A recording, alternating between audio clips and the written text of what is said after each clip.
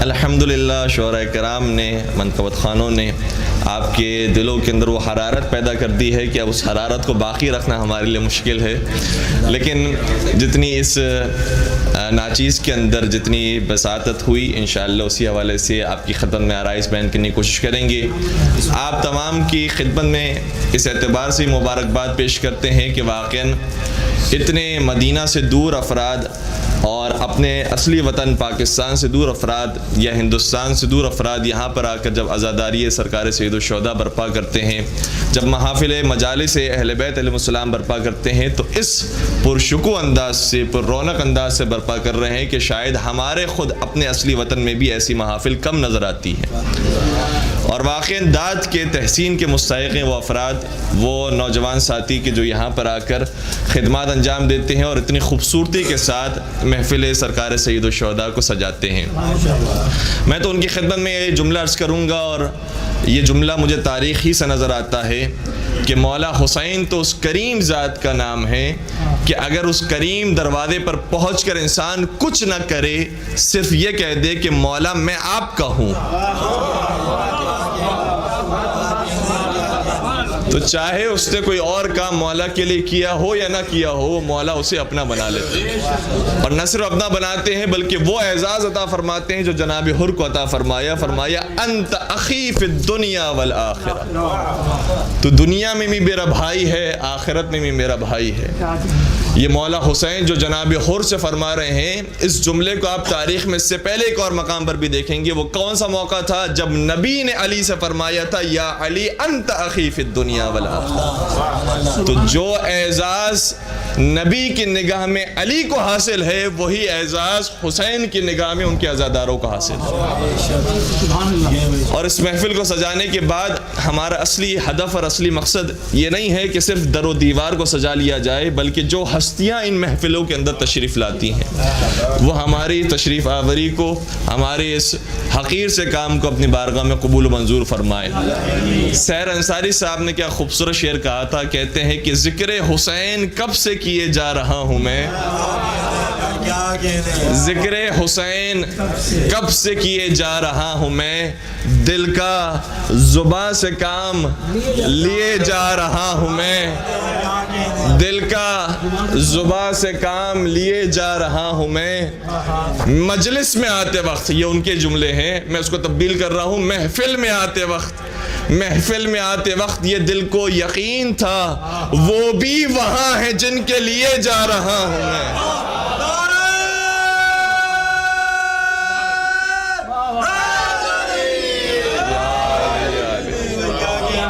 تو حقیقت میں یہ ہستیاں ہیں، حقیقت میں یہ پاک ہستیاں ہیں کہ جن کی خاطر ہم یہاں پر آئے ہیں، جن کی خاطر یہ محفل سجائی گئی ہے، جن کی خاطر یہ چراغاں ہوا ہے۔ بس وہ ہستیاں ہماری اس تشریف آوری کو قبول فرمائیں اور انشاءاللہ ہر سال اسی طریقے سے ان کی محافل، ان کی مجالس برپا کرنے کی توفیق نصیب فرمائے۔ آج چونکہ 3 شعبان کی رات ہے اور ساتھ ساتھ شب جمعہ بھی ہے، اور دونوں مناسبتیں مولا حسین سے ملتی ہیں، بلکہ تیسری ایک مناسبت تیسری شعبان کے حوالے ہی سے بنتی جو ہے وہ یہ ہے کہ 28 رجب سے جو مولا کا کارواں چلا تھا وہ مکہ معظمہ میں 3 شعبان کو داخل ہوا تھا۔ تو مولا حسین کی اس حوالے سے 3 مناسبتیں 3 شعبان کے عدد سے آپ کے ذہنوں میں رہیں گی۔ اور کسی نے کیا خوب کہا کہ آج وہ قرآن اترا ہے کہ جس کے واسطے، ہمارا عقیدہ ہے قرآن ہے، ناطق قرآن ہے، مفسر قرآن ہے، محافظ قرآن ہے، راسخون فی العلم ہے، آج وہ قرآن اترا ہے کہ جس کے واسطے رحل ہے دوش پیمبر کربلا جزدان ہے۔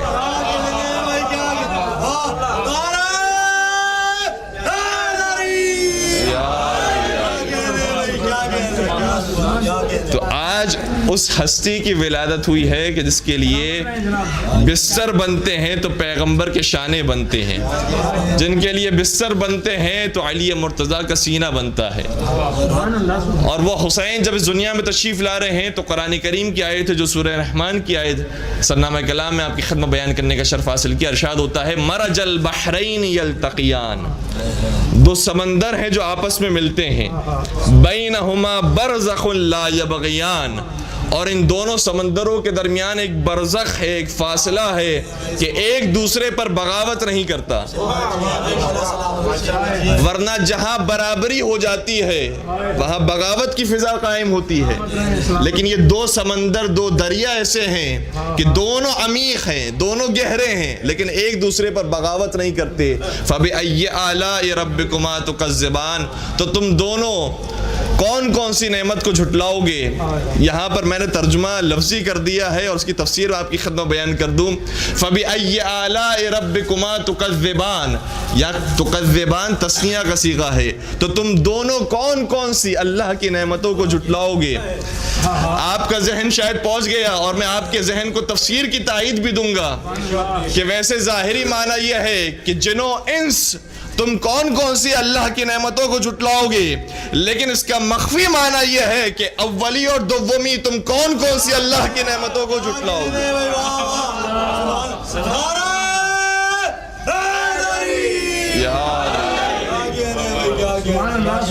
اور پھر آگے لفظ یہ ہے کہ یخرج منہم اللؤلؤ والمرجان، یہ جب دونوں ملتے ہیں تو ان میں سے جو چیز نکلتی ہے وہ یا لؤلؤ ہوتا ہے یا وہ مرجان ہوتا ہے، یا وہ سبز رنگ کا پتھر ہوتا ہے یا سرخ رنگ کا پتھر ہوتا ہے۔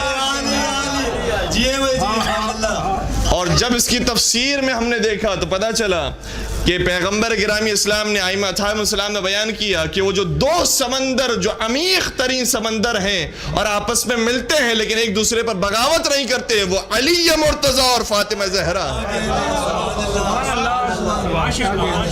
اور جو ان کے درمیان فاصلہ ہے اور برزخ ہے وہ خود پیغمبر اکرم کی ذات گرامی ہے۔ اور پھر جب یہ دونوں سمندر ملتے ہیں تو جو ان سے چیز خارج ہوتی ہے وہ حسن مشتبہ ہے اور سرکار سید الشہداء۔ تو سرکار سید الشہداء وہ ہیں کہ جن کی ولادت کا ذکر بھی قرآن میں موجود ہے، ورنہ آپ دیکھ لیجئے آیے تطہیر میں سرکار سید الشہداء، آیے مباہلہ میں سرکار سید الشہداء، آیے مودت میں سرکار سید الشہداء، سورہ دہر میں سرکار سید الشہداء، سورہ کوثر میں سرکار سید الشہداء۔ بہت آسانی سے آپ سنتے جا رہے ہیں اور میں لفظوں کے اندر آپ کی خدمت میں اشارتاً قرآن کریم کی آیتیں بیان کرتا جا رہا ہوں، لیکن اگر آپ کو ایک آیہ کریمہ کی اہمیت جاننا ہو تو اتنا سمجھ لیجئے کہ ایک آیت نازل کروانے کے لیے کسی نے حالت رکوع میں 40 مرتبہ زکوٰۃ دی تھی۔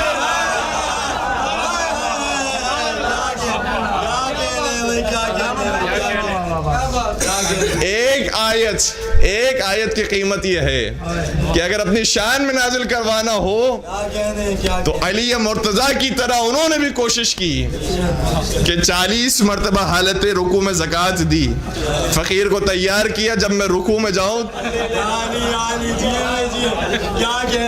تو میری انگوٹھی لے لینا۔ اس کے بارے میں کیا خوب کہا کسی نے کہ ان کی نماز بھی گئی انگشتری کے ساتھ۔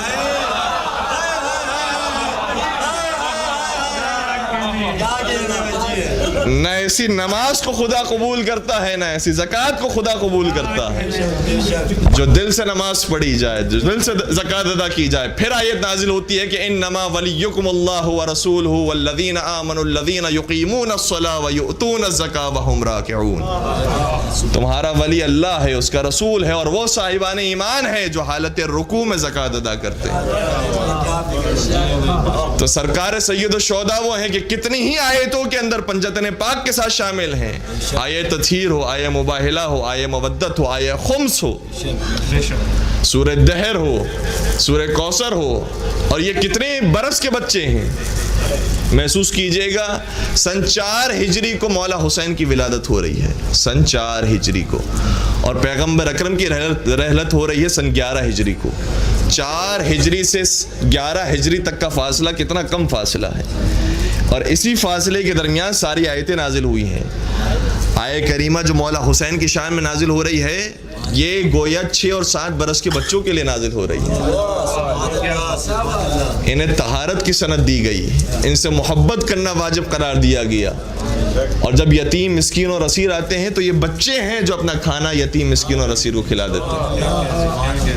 اور پھر قرآن کریم نے کہا ہے انما نطعمکم لوجہ اللہ، ہم جو کھانا کھلا رہے ہیں وہ فقیروں کے لیے نہیں ہے، وہ اللہ کی محبت میں ہے۔ تو جب اللہ کی محبت میں کچھ دیا جاتا ہے تو پھر آیتیں نازل ہوتی ہیں، اور اگر آیتیں لینے کے لیے کچھ کیا جاتا ہے تو پھر آیتیں نازل نہیں ہوتی، پھر کیا نازل ہوتا ہے؟ کسی نے کیا خوب کہا کہ پوچھو یزید سے تیرا راز کہاں ہے، پوچھو یزید سے تیرا راز کہاں ہے، وہ خون سے آلود تیرا تاج کہاں ہے، زندہ ہے حسین ابن علی زندہ ہے، لعنت کے سوا ذکر تیرا عاش کہاں ہے۔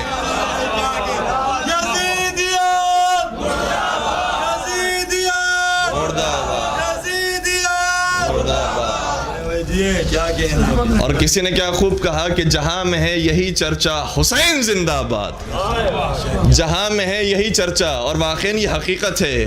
کہاں مدینہ کے رہنے والے، کہاں کربلا میں بسنے والے، اور پوری دنیا میں ان کا جشن منایا جا رہا ہے، پوری دنیا میں ان کی عزاداریاں کی جاتی ہے۔ لوگ تو ابھی صرف 40 کے جلوس کو دیکھ کر حیران ہیں، پوری دنیا کی عزاداری کو شمار کرنے لگے تو حیران ہو جائیں گے کہ حسین کے نام پر دنیا کتنا قربان کرتی ہے۔ جہاں میں ہے یہی چرچا حسین زندہ باد، ذرے ذرے پہ ہے لکھا حسین زندہ باد۔ اب اس سے بڑھ کر شکست کیا ہوگی کہے یزید کا بیٹا، حسین زندہ باد۔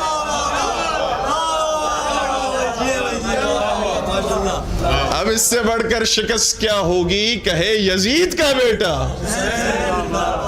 درود پڑھ دیجئے محمد و آل محمد پر۔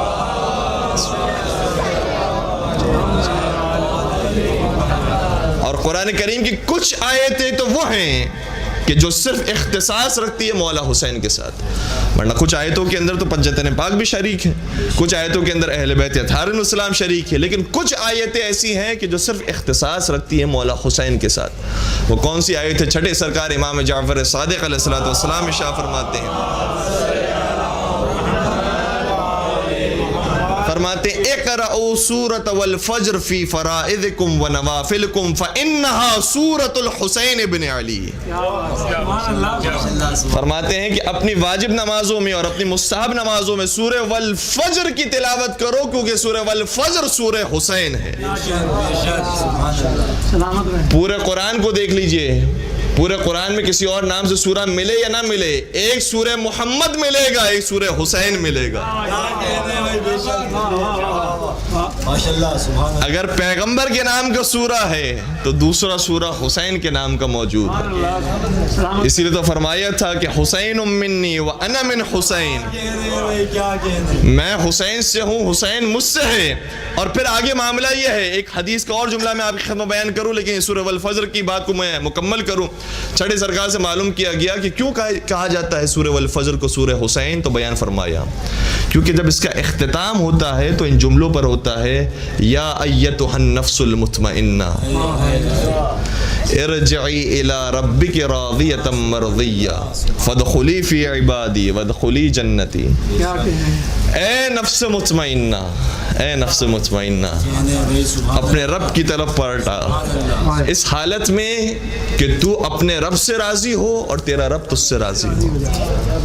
یہی ہے بات، دو لفظ استعمال ہوئے ہیں، راضیۃ مرضیہ، تو اپنے رب سے راضی ہو، تیرا رب تجھ سے راضی ہو۔ دیکھیں اب میں مرحلے آپ کی خدمت بیان کر رہا ہوں اور ایک نتیجے تک پہنچا رہا ہوں۔ دنیا میں کتنے ایسے افراد ہوں گے جو کہیں کہ ہم اللہ سے راضی ہیں، اور شاید کہنے والے بھی ہوں، لیکن جب آسائش ہوتی ہے، آرام ہوتا ہے، سکون ہوتا ہے، تب تو کہتے ہیں کہ ہم اللہ کی رضا پہ راضی ہیں۔ لیکن جہاں مشکلات آتی ہیں، پریشانیاں آتی ہیں، تو پھر کہتے ہیں کہ اللہ کو ہمارا ہی گھر نظر آیا تھا، اللہ کو میں ہی نظر آیا تھا۔ تو جو مشکلات پر بھی کہے کہ میں اللہ کی رضا پر راضی ہوں، اسے حسین کہتے ہیں۔ جو مشکلات پر بھی کہے, جو اپنے بیٹوں کو کٹوا کر یہ کہے, جو اپنے گھرانے کو لٹا کر کہے, اسے کہتے ہیں حسین جو اللہ کی رضا پر راضی. اور شاید دنیا میں آپ کو کوئی ایسا نظر آ جائے جو کہے کہ میں ہر حال میں اللہ پر راضی ہوں, میں ہر حال میں اللہ کی رضا پر راضی ہوں. شاید آپ کو یہ کوئی کہنے والا نظر آ جائے, لیکن ایسا کوئی نظر نہیں آئے گا جس سے اللہ بھی راضی ہو. کیونکہ یہ دو مرحلے ہیں. ایک مرحلہ یہ ہے کہ میں کہوں کہ میں اللہ سے راضی ہوں, دوسرا مرحلہ یہ ہے کہ اللہ کہے کہ میں بھی تجھ سے راضی ہوں. یہ ہو گئے دو مرحلے, راضیت مرضیہ, میں اللہ سے راضی, اللہ مجھ سے راضی. ایک تیسرا مرحلہ بھی ہے, اور اس تیسرے مرحلے میں سوائے اہل بیت اطہار السلام کے کوئی اور شریک نہیں. وہ کون سا مرحلہ ہے؟ وہ اسی حدیث کے بعد نظر آتا ہے, حسین منی وانا من حسین. یہ حدیث وہ ہے جو صحیح ترمذی میں موجود ہے, اور صحیح بخاری کے جو الفاظ ہے وہ یہ ہے حسین منی وانا منہ. یہ ذہن نشین رہے, اور اس کے بعد اہل سنت سے یہ کبھی بھی کسی موقع پر گفتگو کرنے کا موقع ملے تو اس طریقے سے پیش کیجیے گا, حسین منی وانا منہ, صحیح بخاری کے الفاظ. لیکن دونوں مقامات پر آگے جملہ ملتا ہے کہ پیغمبر نے ارشاد فرمایا احب اللہ من احب حسینا. اب توجہ فرمائیے گا, پیغمبر نے ارشاد فرمایا ہے کہ خدا اس سے محبت کرتا ہے جو حسین سے محبت کرتا ہے. تو یہ تیسرا مرحلہ ہے. ایک مرحلہ یہ ہے کہ حسین اللہ سے محبت کرے, دوسرا مرحلہ یہ ہے کہ اللہ حسین سے محبت کرے, تیسرا مرحلہ یہ ہے کہ جو حسین سے محبت کرے اللہ اس سے محبت کرنے لگے.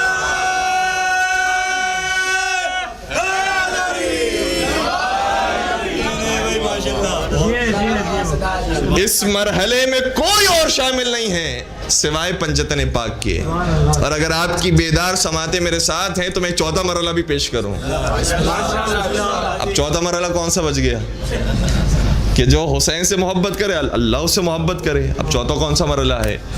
ایک اور حدیث جو صحیح بخاری کے اندر موجود ہے, پیغمبر نے ارشاد فرمایا فاطمۃ بضعۃ منی فمن اغضبها اغضبنی.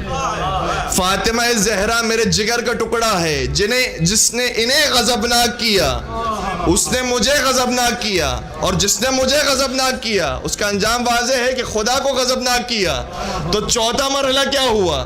پہلا مرحلہ یہ ہے کہ پنجتن پاک اللہ سے راضی, اللہ کی محبت ان کے دلوں میں ہے, اللہ محبت کرتا ہے ان سے, جو ان سے محبت کرے اللہ ان سے محبت کرے. اور چوتھا مرحلہ یہ ہے کہ جو ان سے بغض رکھے اللہ ان سے بغض رکھے.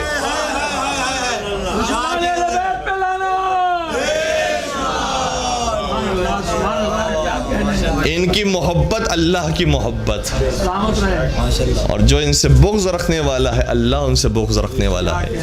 اب سمجھ میں آیا جو روزانہ نمازی نماز پڑھتے ہیں اور کہتے ہیں صراط الذین انعمت علیہم غیر المغضوب علیہم ولا الضالین. پروردگارہ ان کا راستہ دینا کہ جن پر نعمتیں نازل ہوئی ہیں اور جن پر تیرا غضب نازل نہیں ہوا ہے. پنجتن پاک وہ ہیں کہ جن سے خدا غضبناک نہیں ہوا ہے, اور وہ درجہ عطا فرمایا ہے کہ جو ان سے محبت کرے ان سے خدا محبت کرے. تو ہمیں ان کا راستہ دینا جن سے تو غضبناک نہیں ہوا ہے. جن سے تو غضبناک ہوا ہے وہ دوسروں کا راستہ ہے. ہمارا راستہ یہ ہے کہ جن سے تو غضبناک نہیں ہوا, جن پر تو نے اپنی نعمتیں نازل کی ہیں, اور اہل بیت اطہار السلام پر کثرت کے ساتھ نعمتیں نازل ہوئی ہیں. تاریخ میں اس کی بہت سارے شواہد ملتے ہیں.